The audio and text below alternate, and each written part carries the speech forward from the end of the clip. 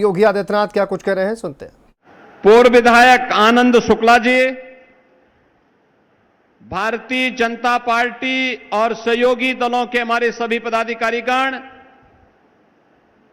भारी संख्या में चित्रकूट के इन परियोजनाओं के लोकार्पण और शिलान्यास कार्यक्रम में उपस्थित चित्रकूट और मानिकपुर विधानसभा क्षेत्र से जुड़े हुए सभी बहन और भाइयों, आज मुझे प्रभु श्री राम के संकट के समय की सबसे बड़ा संबल बना यह चित्रकूट, जो भारत की पौराणिक और आध्यात्मिक विरासत का प्रतीक है,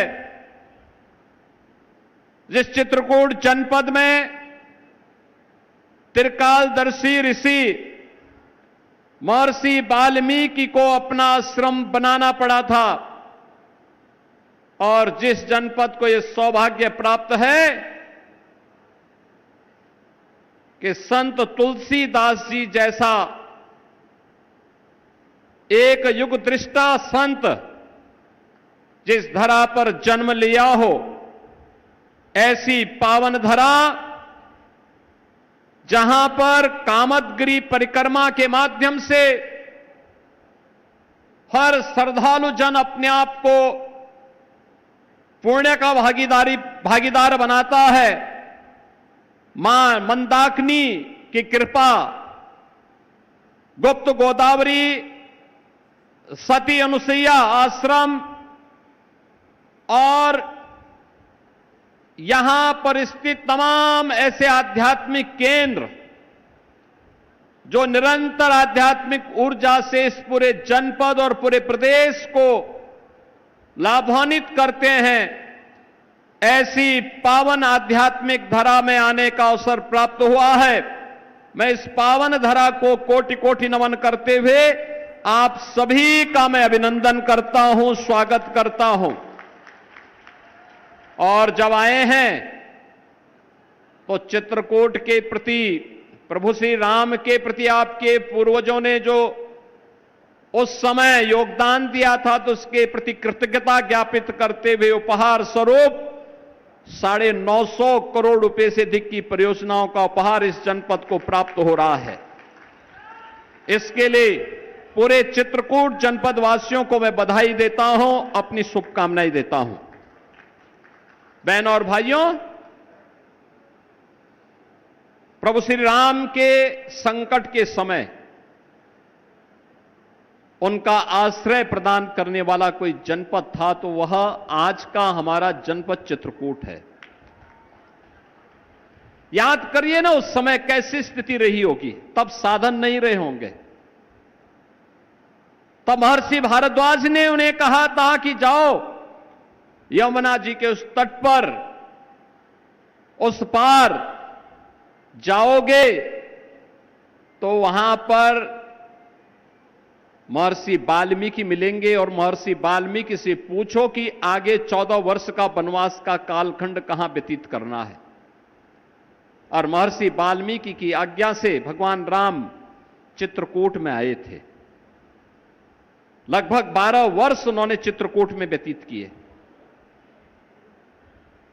यहां के कोलों के साथ, यहां की वनवासी जातियों के साथ, यहां के ऋषि मुनियों के सानिध्य में रह करके उन्होंने 12 वर्ष यहां पर व्यतीत करने के उपरांत जब उन्हें लगा 12वें वर्ष में कि अभी तो अकार्यविष्ट है, जिसके लिए निमित्त ने उन्हें 14 वर्ष का वनवास दिया है, तो उन्होंने इसके बाद यहां से दक्षिण की ओर रुख किया था। दंडकारण्य में उन्होंने प्रवेश किया और पंचवटी में मां जानकी का अपहरण हो गया था। बहन और भाइयों, रामायण की गाथा हम सबको एक नई प्रेरणा देता है। चित्रकूट, जिस चित्रकूट को एक विकसित चित्रकूट के रूप में दुनिया को अपनी ओर आकर्षित करने की सामर्थ्य है, वह सामर्थ्य पहले भी थी, लेकिन पिछली सरकारों ने चित्रकूट के सामने पहचान का संकट खड़ा कर दिया था। लोग भय के मारे नहीं आते थे, आने जाने के साधन नहीं थे। महर्षि वाल्मीकि का आश्रम कितना अव्यवस्थित सा था। राजापुर में कोई कार्य नहीं हो पाया था। चित्रकूट में 2017 के पहले हम लोग आते थे, कितना चित्रकूट में अव्यवस्था की सी स्थिति हुआ करती थी। ऐसे लगता था जैसे उपेक्षित सा है, उपेक्षित जैसा लगता था। जब मैं पहले अपने दौरे पे आया था, मुख्यमंत्री बनने के बाद चित्रकूट के दौरे पे आया था, तो मैंने यहां प्रशासन से कहा, मैंने कभी कितना खराब करके रखा हुआ है। ये चित्रकूट बहुत कुछ पाने का अधिकारी था। और बहनों और भाइयों, आज का चित्रकूट मुझे कितना अच्छा लगा। मैं अभी वाराणसी से मिर्जापुर होते हुए यहां आ रहा हूं।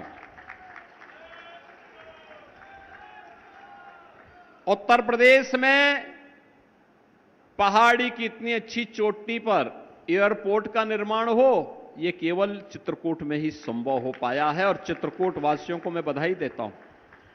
बहुत जल्दी कुछ नए एयरक्राफ्ट आ जाते हैं देश के अंदर, तो हम लोग यहां पे फिर से दिल्ली से और लखनऊ से वायु सेवा के साथ जब जोड़ेंगे तो चित्रकूट दिखाई देगा। बुंदेलखंड एक्सप्रेसवे, आज बुंदेलखंड की एक लाइफ लाइन बनी हुई है। और अभी भरतकूप से आगे के निर्माण के कार्य को भी हम युद्ध स्तर पर आगे बढ़ाने का कार्य कर रहे हैं।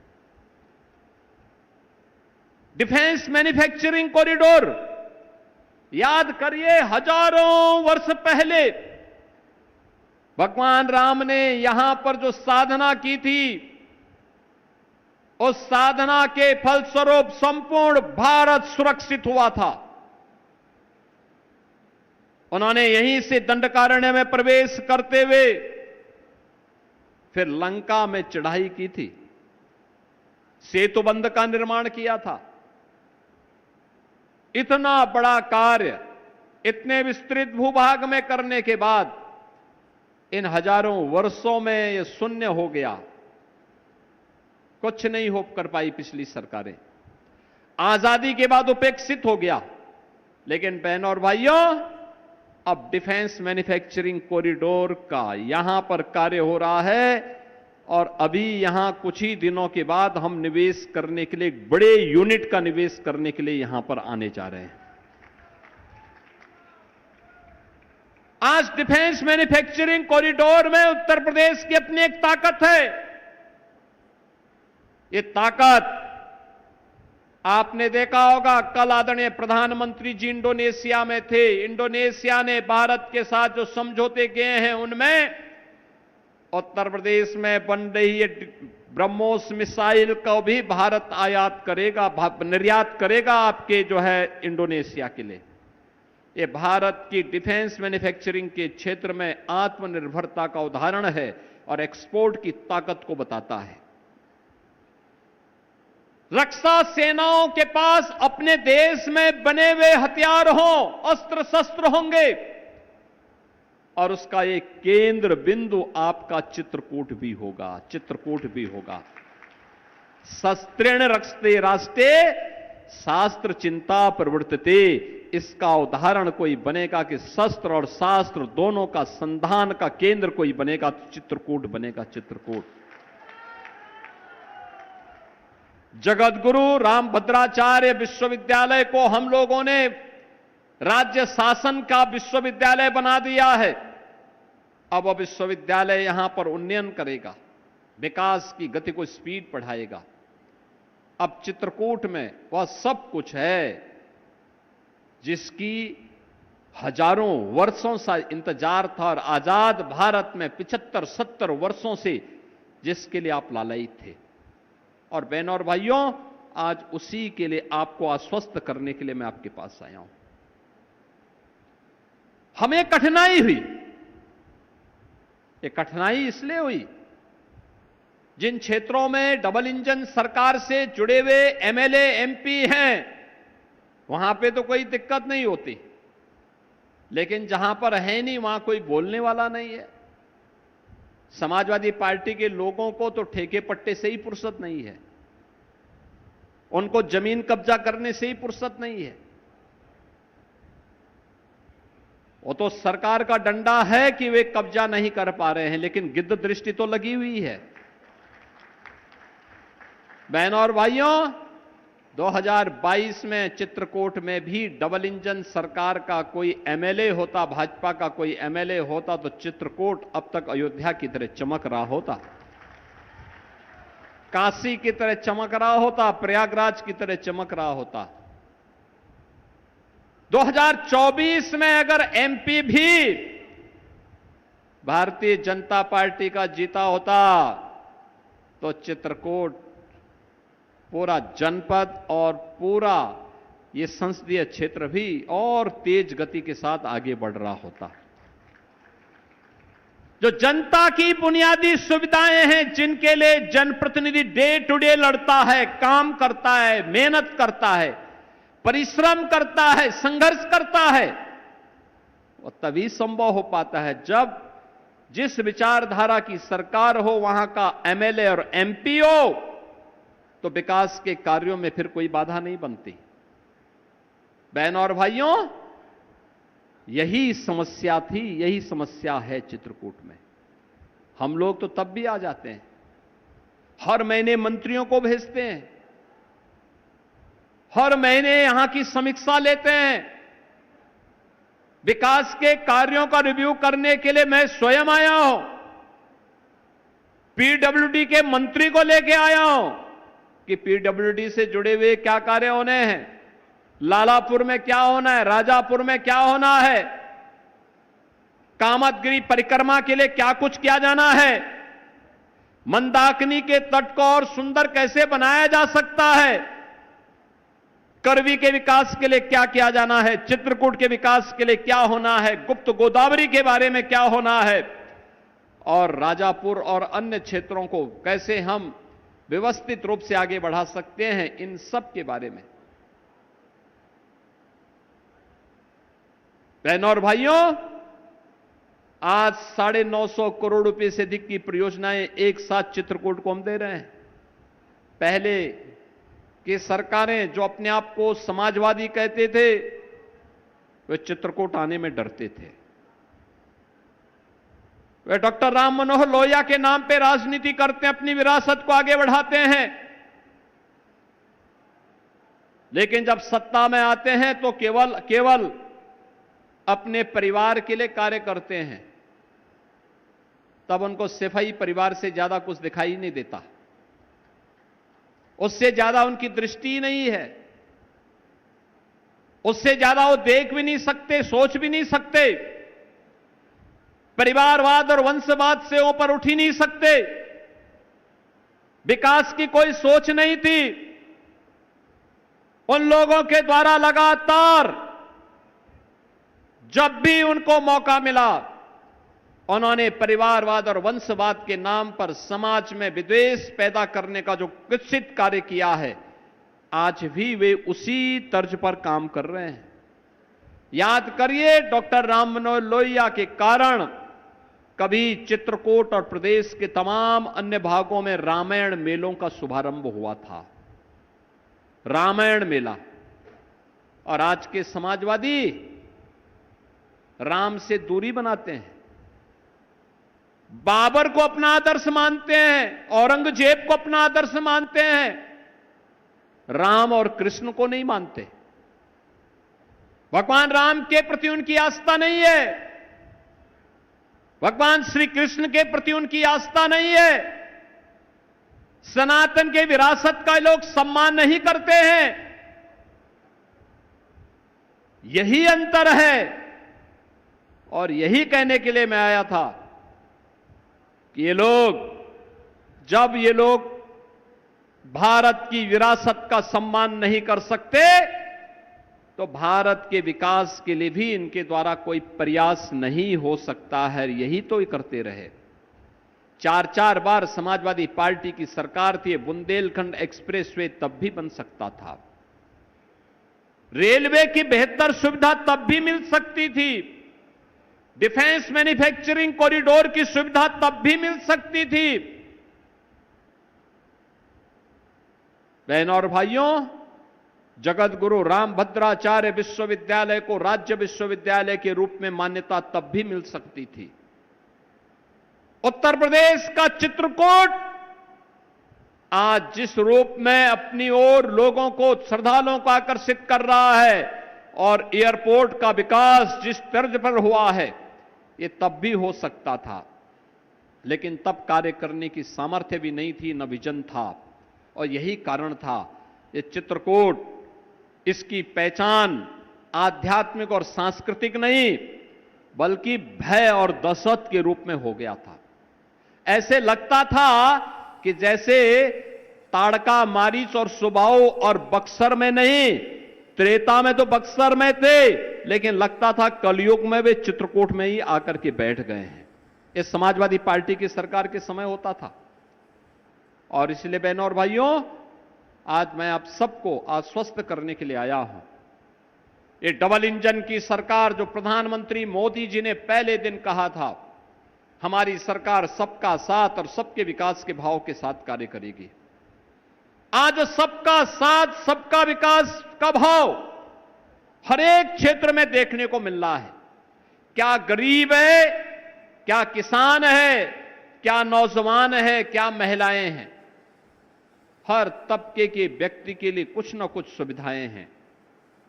गरीब के लिए फ्री में राशन की सुविधा है, गरीब के लिए आवास की सुविधा है, गरीब के घर में शौचालय की व्यवस्था है, गरीब को विद्युत का फ्री में कनेक्शन है, विद्युत के लिए फ्री में एलपीजी रसोई गैस का कनेक्शन है, गरीब के लिए फ्री में 5 लाख रुपए की आयुष्मान भारत की सुविधा भी है। यह सुविधा गरीबों के लिए दी गई है। इसी पर तो सपाई लोग समाजवादी पार्टी की सरकार के समय डकैती डालते थे, इसी को हड़प जाते थे। आज जब डबल इंजन की सरकार है तो एनडीए के डबल इंजन की सरकार प्रधानमंत्री मोदी जी के नेतृत्व में विकास के कार्यों को द्रुत गति से आगे बढ़ाने का कार्य कर रही है। नौजवानों को हम नौकरी दे रहे हैं, 9.5 लाख नौजवानों को सरकारी नौकरी बिना भेदभाव के। आज जब कोई भर्ती निकलती है और चित्रकूट के नौजवान का भी सिलेक्शन होता है, मैं नियुक्ति पत्र देता हूं, मैं पूछता हूं कहां से हैं, वो कहता है चित्रकूट से। मुझे अच्छा लगता है कि चित्रकूट का नौजवान जो कल तक भय और दहशत का प्रतीक बना था, आज सरकारी नौकरी प्राप्त कर रहा है। अब निवेश यहां भी आ रहा है, क्योंकि अब भय नहीं है, अब तो निवेश का वातावरण है। 4 लेन की सड़कें हैं, एक सुंदर चित्रकूट हम सबके सामने है और वह आज हम सबको यहां पर देखने को मिल रहा है। बहनों और भाइयों, किसान को फसल बीमा योजना का लाभ भी मिल रहा है, प्रधानमंत्री कृषि सिंचाई योजना का लाभ भी मिल रहा है और किसानों को आज के दिन पर हम सबके द्वारा प्रधानमंत्री किसान सम्मान निधि का लाभ भी दिया जा रहा है। यह पहले नहीं मिलता था। आज उसकी उपज को खरीदने का कार्य किया जा रहा है। महिलाओं को आर्थिक स्वावलंबन के पथ पर अग्रसर करने के लिए कार्य हो रहा है। और नहीं तो समाजवादी पार्टी की सरकार में तो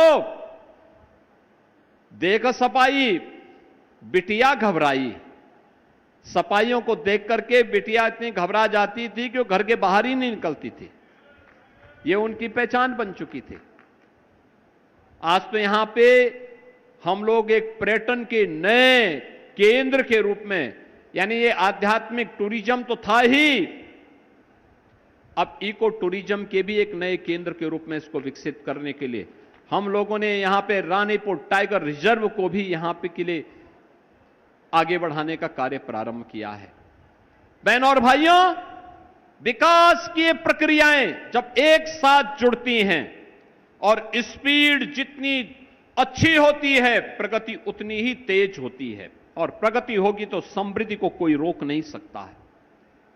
कोई रोक नहीं सकता है। आपने देखा होगा, हम लोग अभी सीएम युवा योजना के अंतर्गत उद्यमी बन रहे नौजवानों को चेक उपलब्ध करवा रहे थे। ये युवा अपने आप में स्वावलंबन के प्रतीक बन रहे हैं। सरकार पर निर्भरता नहीं, सरकार की योजनाओं का लाभ लेकर के विकास की प्रक्रिया के साथ जुड़ भी रहे हैं और दूसरे नौजवानों को रोजगार देने की सामर्थ्य भी विकसित कर रहे हैं। यह है नई पहचान, और उस पहचान को जोड़ने के लिए आज हम सब आपके बीच आए हैं, आपसे कहने के लिए विकास की इस प्रक्रिया में ही सबका उत्थान है, सबका भला है। आने वाले भविष्य को हम सुरक्षित कर पाएंगे। जो लोग समाज को जाति के नाम पर बांट रहे हैं, क्षेत्र के नाम पर बांट रहे हैं, भाषा के नाम पर बांट रहे हैं, याद करना, ये देश के सबसे बड़े दुश्मन हैं। ये वही लोग हैं जो लोग विकास की, जिनके पास कोई सोच नहीं है, सामाजिक ताने बाने को छिन्न भिन्न करना अपने राजनीतिक स्वार्थ के लिए। और यही पाप अगर मध्यकाल में नहीं होता तो देश कभी गुलाम नहीं हो सकता था। बहनों और भाइयों, हमें ऐसे लोगों से सतर्क और सावधान होना होगा। आज भारत विकास की जिस यात्रा के साथ आगे बढ़ा है, हम सब उस यात्रा में सहभागी बने।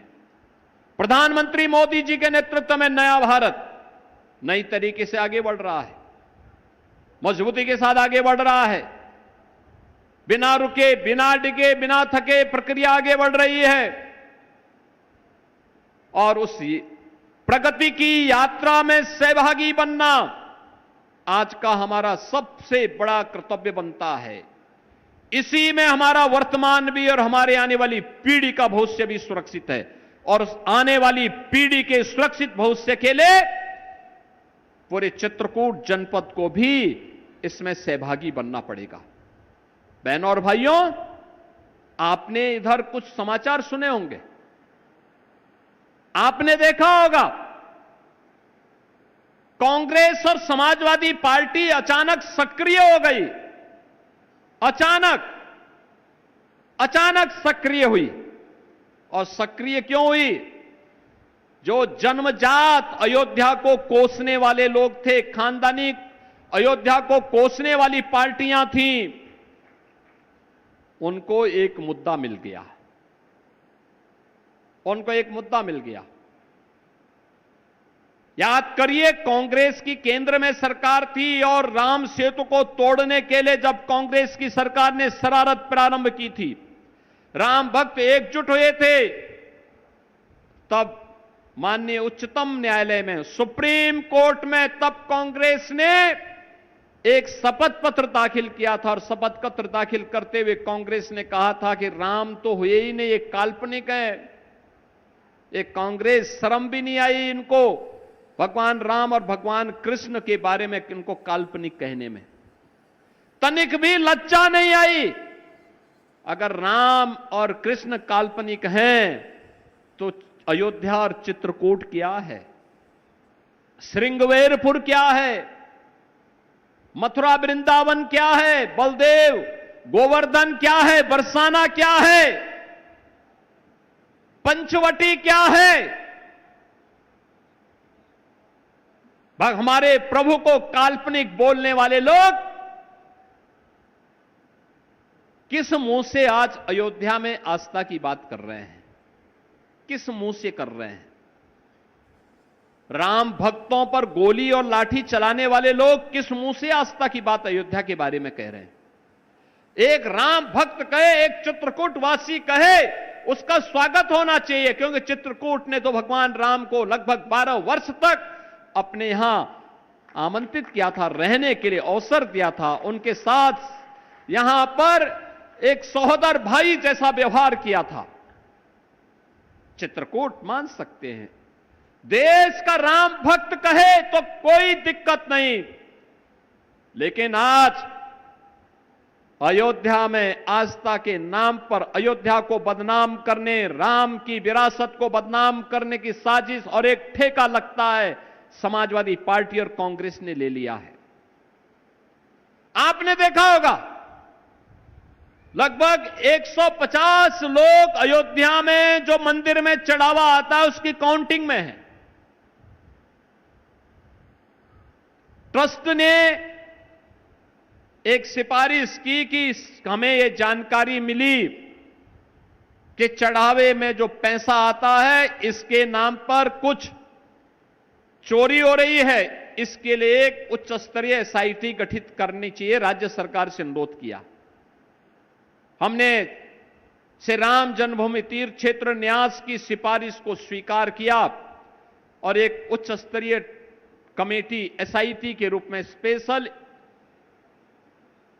इन्वेस्टिगेशन टीम गठित की और जांच दल जांच किया और जो प्रमाण मिले केवल 6 लोग इसमें चोरी करते हुए पाए गए।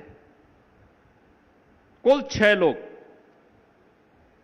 2 लोग उसमें साजिश का पार्ट थे, यानी कुल 8 लोग। एसआईटी ने अपनी सिफारिश ट्रस्ट को भेज दी। ट्रस्ट ने उसके अनुसार एफआईआर दर्ज करवाई, कार्रवाई हो गई। फिर इसमें पूरे ट्रस्ट को बदनाम करने, पूरी अयोध्या पर उंगली उठाने, प्रभु श्री राम की विरासत को अपमानित करने का औचित्य कहां से होता था। लेकिन लगता है कांग्रेस और समाजवादी पार्टी ने भारत की पूरी आस्था को आहत करने और उस पर प्रहार करने का ठेका ले लिया है। हर राम भक्त को, हर भारत के आस्थावान नागरिक को इसके प्रति सचेत होना होगा। ये वे लोग हैं जब इनको मौका मिला था तब यही समाजवादी पार्टी आज जो काम हम यहां पर मंदाकिनी नदी के तट को सुंदरीकरण करने में खर्च करते हैं, चित्रकूट के पवित्र स्थलों के सुंदरीकरण में पैसा खर्च करते हैं, राजापुर और वाल्मीकि लालापुर में महर्षि वाल्मीकि और संत तुलसीदास जी के जन्मभूमि के सुंदरीकरण में जो पैसा खर्च करते हैं, यही पैसा तो समाजवादी पार्टी कब्रिस्तान के बाउंड्री वाल के नाम पे खर्च कर देती थी। यानी पैसा आपका, टैक्स आपका, और आप ही की जमीन को कब्रिस्तान के नाम पे दर्ज करवा करके बाउंड्री के नाम पर कब्जा करवाने का काम ये समाजवादी पार्टी करवाती थी। आप याद करिए, वक्फ के नाम पर हजारों एकड़ लैंड कब्जा कर दी गई। सरकारी लैंड भी, गरीबों की लैंड भी, धार्मिक स्थलों की लैंड भी, और कब्जा कराने वाले कोई और नहीं थे, ये कांग्रेसी थे या समाजवादी थे। जब वक्फ का कानून बना और उसका वेरिफिकेशन की कार्रवाई हुई तो उसके खिलाफ कांग्रेस और समाजवादी पार्टी खड़े हो गए। यानी वक्फ के नाम पे हजारों एकड़ लैंड बेच भी दी गई, वारा न्यारा किया गया। ये सीधे सीधे डकैती थी। इसके नाम पर एक भी बार समाजवादी पार्टी नहीं बोली, एक भी बार कांग्रेस नहीं बोली, बल्कि जब मोदी जी ने इसके खिलाफ कानून बनाया, उस लूट के खिलाफ कानून बनाया, तो इन लोगों ने आंदोलन किया। बहनों और भाइयों, इनका दोहरा चरित्र आज आप देख सकते हैं और इस चरित्र को देख करके गिरगिट शर्मा रहा होगा, कह रहा होगा देखो एक नई प्रजाति कहां से पैदा हो गई एक कांग्रेस और समाजवादी पार्टी के नाम पे जो तुरंत रंग बदलती है। दोहरा आचरण इनका है। ये दोहरा चरित्र भारत की राजनीति को ही अविश्वसनीय बना रहा है। बहनों और भाइयों, आज आप सबको इन सभी षड्यंत्रों से सतर्क और सावधान होना होगा।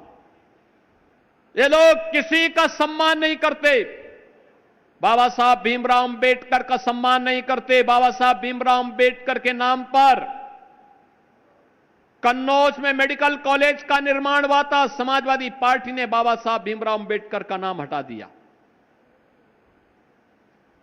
याद करिए,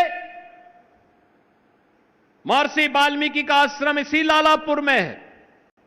समाजवादी पार्टी के गुंडे वहां कब्जा करने पहुंच गए थे और तो हमारी सरकार आ गई तो इनको सबको दिन में ही तारा दिखने लग गया था, भाग गए सब, नहीं तो ये लोग कब्जा कर देते वहां पे। जहां इनको मौका मिलता था। 17 में जब हम लोग आए थे तो मैंने आने के बाद सबसे पहले कहा था जितने भी लोगों ने सरकारी जमीन को या गरीबों की जमीन को या व्यापारियों की जमीनों पर कब्जा किया है, अगले 24 घंटे के अंदर खाली कर लेंगे। नहीं खाली करेंगे तो फिर हम दूसरा तरीका अपनाएंगे।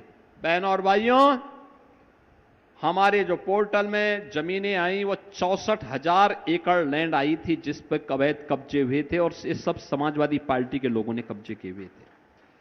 आज वो मुक्त हो चुकी है, उसी में निवेश हो रहा है, उसी में नए विश्वविद्यालय बन रहे हैं, मेडिकल कॉलेजेस बन रहे हैं, निवेश आ रहा है, नौजवानों को नौकरी और रोजगार प्राप्त हो रहा है। विकास और विरासत की यात्रा आगे बढ़ेगी, नौजवानों के लिए अवसर आएंगे और स्वस्थ प्रतिस्पर्धा के इस दौर में मैं चित्रकूट वासियों का आह्वान करूंगा कि हम भी स्वस्थ प्रतिस्पर्धा का हिस्सा बने। प्रधानमंत्री मोदी जी ने देशवासियों को कहा है कि हमें 2047 में एक विकसित भारत की स्थापना करनी है। विकसित भारत का मतलब विकसित उत्तर प्रदेश, और विकसित उत्तर प्रदेश का मतलब है विकसित चित्रकूट। विकसित चित्रकूट की परिकल्पना को साकार करने के लिए यहां की आध्यात्मिक विरासत को संजोए रखते हुए, यहां की सांस्कृतिक विरासत को संरक्षित करते हुए भौतिक विकास के मार्ग पर भी हमें मजबूती के साथ आगे बढ़ना होगा, पूरी मजबूती के साथ। और उसी मजबूती के साथ कार्य करते हुए आज हम सब यहां पर इन विकास कार्यों के साथ आए हैं। मऊ सराय अंकिल मार्ग महिला घाट पर यमुना नदी में सेतु का आज लोकार्पण का कार्य संपन्न हो रहा है। बांदा विसंडा ओरन नादी बहरो मार्ग का चौड़ीकरण सुदृढ़ीकरण के कार्य का भी लोकार्पण का कार्य, मंदाकिनी नदी, बाण गंगा नदी, बरदहा नदी और वाल्मीकि नदी पर सेतु, पहुंच मार्ग और अतिरिक्त पहुंच मार्ग सुरक्षात्मक कार्य और भूमि अधिग्रहण से संबंधित जो कार्य संपन्न हुए थे उसका भी लोकार्पण का कार्य हो रहा है। अर्बन उद्यमिता प्रशिक्षण विकास केंद्र मऊ और नवीन संकेत जूनियर हाई स्कूल का लोकार्पण का कार्य भी आज हो रहा है। तहसील राजापुर में तुलसी स्मारक उपवन का, तहसील मानिकपुर में शोभन सरकार का और रामघाट के पास पर्यटन चौराहे का पर्यटन विकास का कार्य का भी लोकार्पण आज हो रहा है। बहनों और भाइयों, कामतगिरी परिक्रमा मार्ग, सोमनाथ शिव मंदिर 4 ग्राम का पर्यटन विकास कार्य और औद्योगिक प्रशिक्षण संस्थान शिवरामपुर एवं औद्योगिक प्रशिक्षण संस्थान मानिकपुर, इनकी आधुनिक कार्यशाला और प्रशिक्षण कक्ष के लोकार्पण का कार्य भी आज यहां पे संपन्न हो रहा है। इसके साथ ही स्पोर्ट्स स्टेडियम में सिंथेटिक रनिंग ट्रैक के निर्माण का शिलान्यास हम कर रहे हैं। करवी बूढ़ा राजापुर मार्ग का चौड़ीकरण सुदृढ़ीकरण के शिलान्यास का कार्य भी हो रहा है। राजकीय इंटर कॉलेज, बड़ी मडेल, नवीन राजकीय हाई स्कूल, सेमरिया जगन्नाथवासी, नवीन राजकीय हाई स्कूल, कोबरा मानिकपुर और उच्चीकृत इंटरमीडिएट कॉलेज चांदी, राजापुर राजकीय हाई स्कूल भैंसोगा, शिवरामपुर नवीन समेकित विशेष माध्यमिक विद्यालय और मानिकपुर में मुख्यमंत्री मॉडल कंपोजिट विद्यालय के निर्माण कार्य का भी आज शिलान्यास यहां पर हो रहा है। कृषि विज्ञान केंद्र गनीबा में कृषक आवास, माइक्रोबायोलॉजी प्रयोगशाला और बायो पेस्टिसाइड प्रयोगशाला के निर्माण कार्य का भी शिलान्यास हो रहा है। रामघाट एवं कामतगिरी मार्ग पर पर्यटन विकास कार्य का शिलान्यास भी हो रहा है। देवांगना घाटी के पर्यटन विकास के कार्य का शिलान्यास, मानिकपुर में इको टूरिज्म पर आधारित थीम पार्क के निर्माण का कार्य का शिलान्यास भी और इको टूरिज्म के लिए रानीपुर टाइगर रिजर्व के पास एक इको टूरिज्म के एक विकास कार्य का भी शिलान्यास यहां हो रहा है। यानी हम विकास की प्रक्रिया में बराबर के भागीदार बनेंगे। और इसके लिए मैंने आपसे कहा कि आध्यात्मिक और सांस्कृतिक विरासत को संरक्षित करते हुए हमें भौतिक विकास के पायदान पर मजबूती के साथ आगे बढ़ना है। मुझे बहुत अच्छा लगा जब मैं यहां आया था, मुझे चित्रकूट इंटर कॉलेज के प्रिंसिपल साहब श्री रणधीर सिंह चौहान जी मिले और मैं बहुत अच्छा लगा। मुझे 7,000 से अधिक बच्चे इस इंटर कॉलेज में अध्ययन करते हैं। यानी ये विकसित चित्रकूट की आधारशिला बन सकती है इस प्रकार के संस्थान। और इसके लिए मैं विद्यालय परिवार को भी, आप सभी चित्रकूट वासियों को भी इन 950 करोड़ रुपए से अधिक की परियोजनाओं की उपहार देते हुए अत्यंत आनंद की अनुभूति कर रहा हूं। आप सबको मैं बधाई देता हूं, अपनी शुभकामनाएं देता हूं और विश्वास करता हूं कि डबल इंजन सरकार के साथ आप सभी मिलकर के पूरे चित्रकूट वासियों का आशीर्वाद सदैव यहां पर डबल इंजन सरकार को प्राप्त होता रहेगा। आप सभी के प्रति मेरी मंगलमय शुभकामनाएं हैं। धन्यवाद। जय हिंद, जय जय श्री राम। एक बार जोरदार तालियों के साथ अभिनंदन वंदन स्वागत।